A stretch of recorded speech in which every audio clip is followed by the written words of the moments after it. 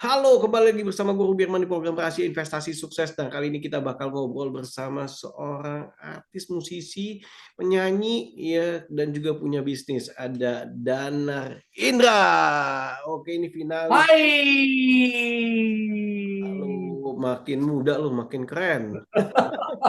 Mantap, long time. Long time no see. Long time no see. Ini Danar Indra, finalis Indonesian Idol 2005. Wih, kok nggak kelihatan usia lu ya, Bu ya? Malah kelihatan makin muda ya, kayak Oh udah gitu ya? 20-an. Eh, Mungkin tergantung perawatan sih sebenarnya. Keluar itu, endorse iklan skincare. Oke, Bro Danar, apa kabar nih? Mungkin boleh sedikit catch up nih atau sedikit perkenalkan diri. Silakan, Bro Danar. Ya, halo, selamat kapanpun Anda menonton. Yoi.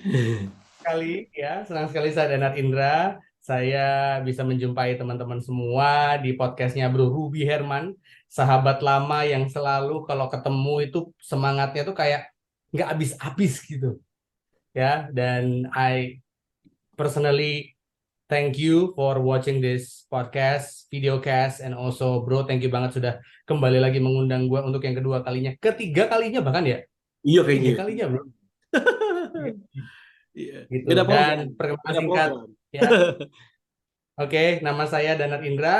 Saya adalah founder dan CEO dari sebuah startup baru namanya Cara Bicara. PT-nya PT Cara Bicara Multitalenta. Startup ini bergerak di bidang coursing, public speaking, dan juga communication skill. Dan harapannya teman-teman semuanya kalau misalkan belajar public speaking atau communication skill itu nggak jadi MC doang, nggak jadi presenter doang, tapi bisa melengkapi teman-teman semuanya di berbagai macam field pekerjaan. Contohnya, misalkan presentasi, kemudian ketemu sama klien, interview, dan seterusnya, dan seterusnya. Dan sambil mengingat masa lalu, seperti yang tadi Bro Ruby Herman menyampaikan, bahwa saya dulu adalah finalis Indonesian Idol tahun 2005, seangkatan dengan Judika dan Mike, dan saya sekarang artinya sudah uzur. Kok khusus tinggal lah. Masih muda, Bu. Iya. Oke, Gitu. Bu Dana, ini Hmm. apa nih kegelisahan yang membuat lu bikin cara bicara ini? Gitu. Oke, pertanyaan bagus. Jadi, kenapa gue bikin cara bicara? Karena most likely kita itu nggak pernah belajar komunikasi ya. Belajar komunikasi itu selalu dianggap, ya udah kalau lo belajar komunikasi atau belajar public speaking itu pasti larinya kok nggak jadi MC, presenter, pembawa acara, dan seterusnya gitu ya. Padahal field komunikasi itu adalah field fundamental yang dibutuhkan sama masyarakat dan kemungkinan menjadi ilmu yang paling dasar yang harus dipelajari. Karena semudah kita berpikir seperti ini. Kita belajar belajar ketika kita di sekolah ya. Ketakutan gua terjadi di diri gua juga. Ketika kita dulu belajar berkomunikasi atau presentasi di depan kelas, itu kita tuh nggak pernah punya role model, bro. Hmm, hmm, hmm. Jadi kita tuh belajar dari guru kita. Apa yang kita lihat ya? Yes, dari guru di sekolah gitu ya. Hmm. Terus habis itu ketika kita belajar di sekolah, ketika kita maju ke depan, judgmentalnya itu bukan bravery factor, tapi berdasarkan benar atau salah. Jadi Hmm. begitu kita masuk ke depan, kita Hmm. itu selalu dihantui rasa takut. Hmm. Iya, Jawaban iya. benar nggak ya? Jawaban gue salah nggak ya gitu. Padahal sebenarnya yang diminta itu adalah atau yang seharusnya terjadi adalah bravery factor. Jadi kamu yang penting idenya keluar, salah benar nanti aku betulin, Oh iya, iya, betul, betul. Hmm. right? Hmm. Hmm. Nah, itu yang pertama. Jadi kita begitu kita dijudge benar atau salah, jadinya begitu kita maju, kita pun merasa bahwa ah mendingan gua nggak deh karena apa? Gue takut salah. Nah, takut salah jadi di skip ya. Di skip. Berusaha untuk kalau bisa bukan gua, lo aja. Hmm. Iya, Right? iya. Itu yang pertama. Terus yang Hmm. kedua, ketika kita maju, nggak ada role model, kita cuma apa kita harus belajar autodidak untuk kita berkomunikasi secara baik ya di depan umum atau berkomunikasi secara peer to peer atau peer to group.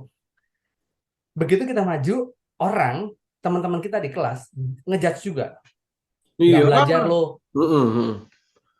nggak Iya. nguasain materi lo, gitu kan. Mm, Jadi ada dua nih, mm. kita benar salah, terus habis itu judgmental karena kita nggak belajar. Padahal seharusnya bukan itu.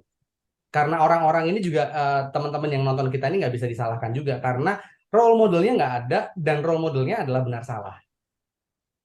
Iya, iya. Jadi orang susah mengungkapkan ide mereka gitu ya. Betul, Dan akhirnya betul. orang-orang yang Trauma, bisa mengungkapkan idenya itu yang unggul ya. betul, betul.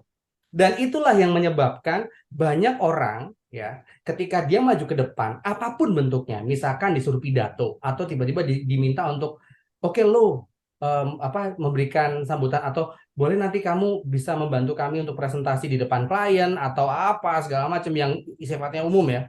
Akhirnya jadi trauma. Akhirnya mendingan lo aja. Dan kalaupun bisa, kalaupun berani, kita tuh pasti akan berusaha untuk mencari role model. Aduh, gue nggak Mm, ngerti nih presentasi kayak gimana nih. mm, mm, Udahlah, yang penting gue presentasi nyampe nyampe informasinya. Padahal sebenarnya justru itulah yang menjadi apa skill ya, skill fundamental. Contoh kayak misalkan lo, ya kan, lo ada di depan klien, pasti yang dilihat orang itu bukan cuma produknya, tetapi lo sebagai seorang presenter, mm, mm. sebagai orang yang menjual produk, gitu kan. Betul.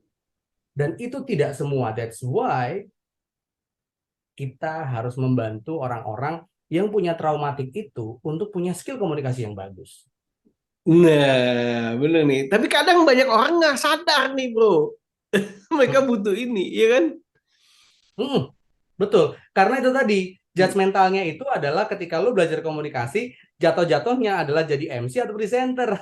Nah, iya, iya. Padahal ya lebih dari Gitu. itu. Padahal lebih dari itu. Iya. Jadi gue mungkin benar juga apa yang lu katakan dan semua orang harus belajar cara bicara nih. Karena ketika Hmm. bisa bicara ya bisa atau mengerti cara bicara ya mereka bisa mengungkapkan ide-ide mereka atau memberikan solusi-solusi gitu kan keluar sebagai Hmm. sosok atau personal brandingnya bagus ya bro ya. Betul.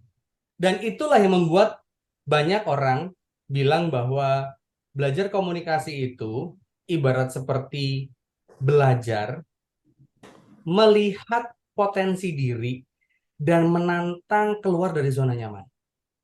Wih, keren, keren. Oke, di cara bicara ini kurikulumnya apa aja nih, Bu? Apa yang dipelajari di cara bicara ini?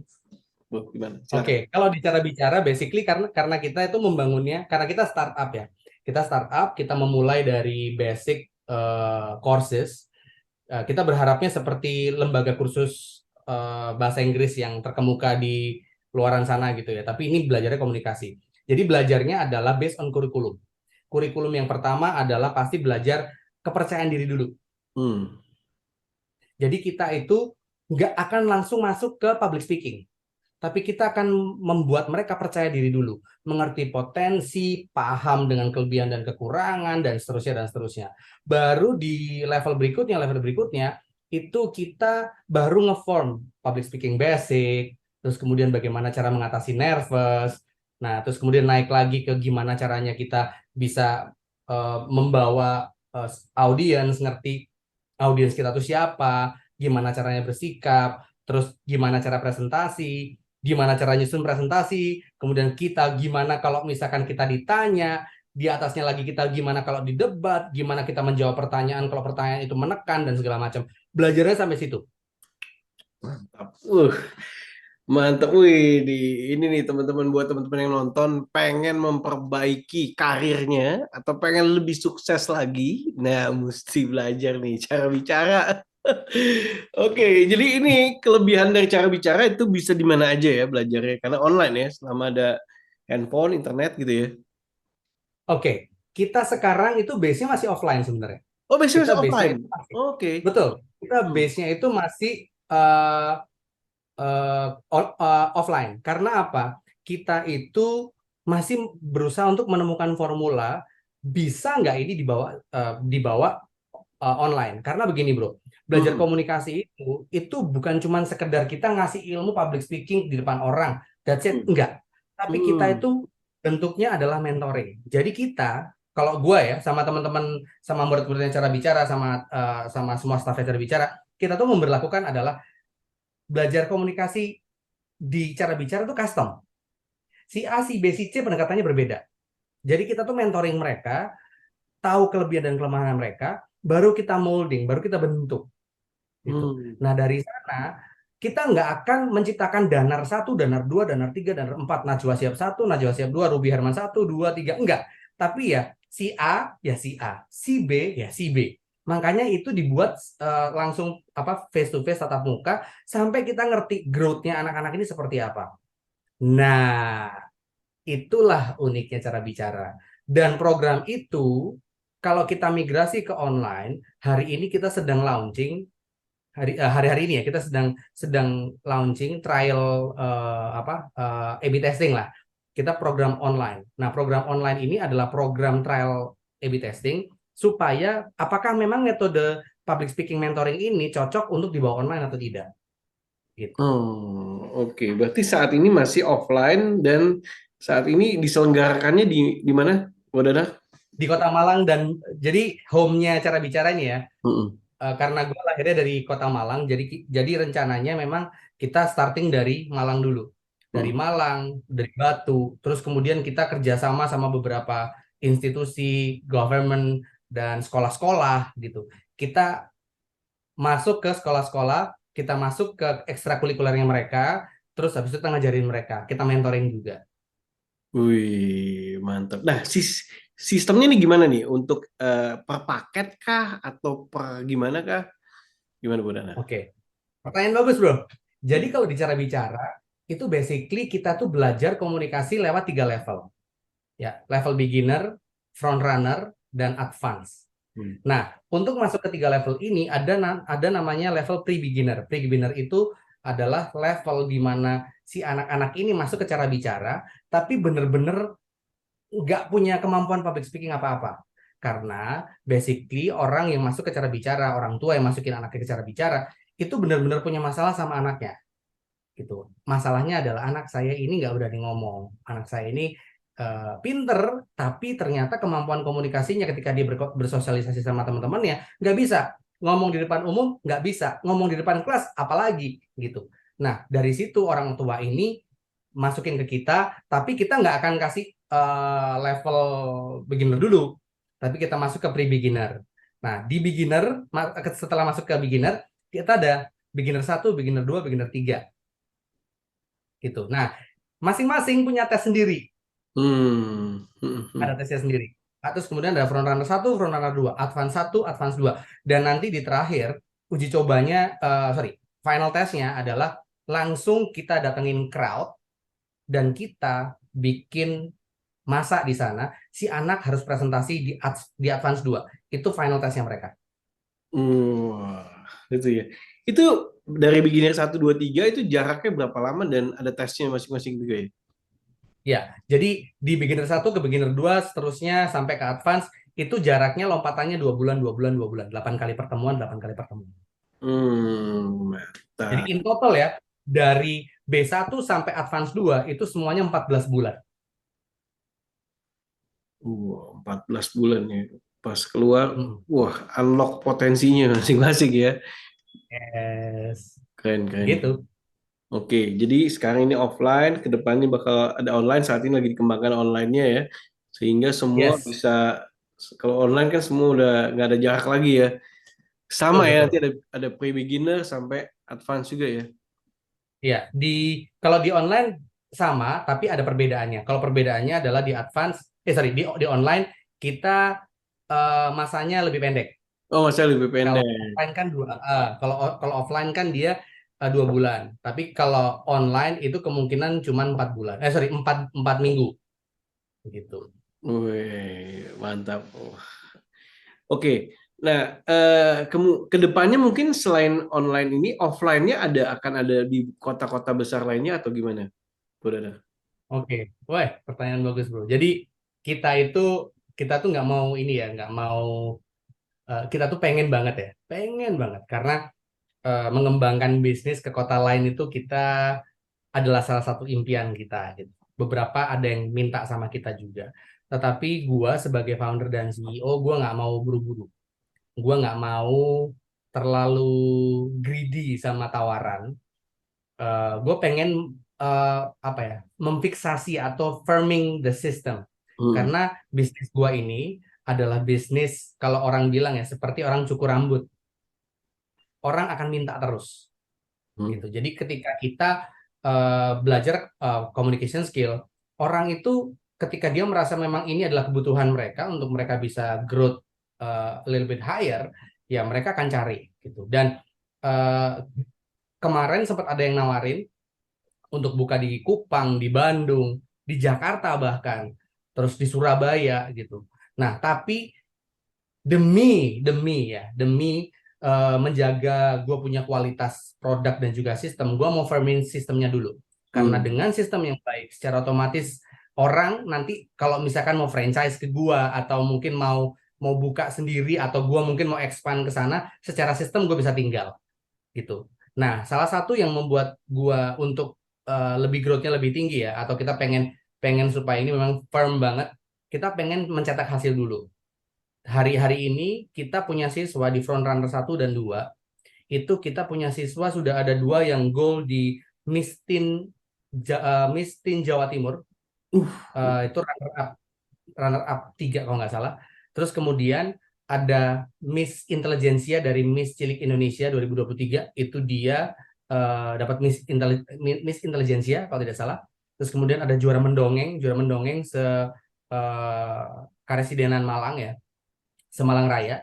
Terus kemudian ada yang sudah speaking English dan dia sudah mulai bisa storytelling, dan ada yang masuk Olimpiade Science. Nah, ini kita lagi apa core anak-anaknya lagi kita kita jagain, kita didik supaya nanti bisa jadi prototype projectnya kita untuk kita bisa membuka ke daerah lain gitu. Itu yang kita Hmm. sekarang lagi fokus. Mantap. Itu juga bisa, mungkin bisa juga jadi train for trainer juga ya. Betul. Iya, iya kan. Gitu. Terus sebagai buahnya kan juga bisa juga nanti buat ngajar, ngajar juga ya. Benar, Oh, iya, iya. benar. Mantap nih. Oke. Seru. Iya. Iya. Nah, Bu Nana sendiri, ini Hmm. ke depannya kan tadi kan bakal rencana setelah sistemnya fix gitu kan. Tapi saat ini online, berarti online sendiri kapan nih udah bisa di launch? Kan ini masih lagi uji coba atau gimana? Jadi online ini kita lagi A/B testing. Jadi Mm-mm. ada beberapa hal yang kita masih bongkar pasang dulu ya. Mm-mm. Tapi kita sudah buka pendaftaran. Jadi Oke. batch 1 sudah mulai ada yang sudah mulai kita buka, dan di batch 1 ini kita hanya batasi kurang dari 50 orang. Hmm. Jadi Hmm. ada beberapa yang sudah masuk ke kita ya, sudah lumayan, sudah langsung apa ngeplot anak saya dari sini segala macam, dan itu kan per kategori. Jadi kita tuh punya kategori, bro. Jadi Hmm. semuanya nggak dicampur jadi satu. Jadi kita punya kategori 7 plus, 13 plus, 18 plus, 21 plus. Hmm. Itu kita pisahin semuanya. Iya, iya, iya, iya. Gitu. Itu jadi bibit-bibit unggul Yes, setelah ini cara bicara. Wow, gitu. mantep banget bro. Thank you so much nih bro. Satu buah pertanyaan terakhir nih bro. Apa yang menjadi, mungkin bro bisa kasih tips sukses nih buat khususnya anak-anak muda gitu kan yang ya, mungkin nggak berani atau apa. Mungkin dari bro Danar sendiri gimana kasih tips sukses ya bro?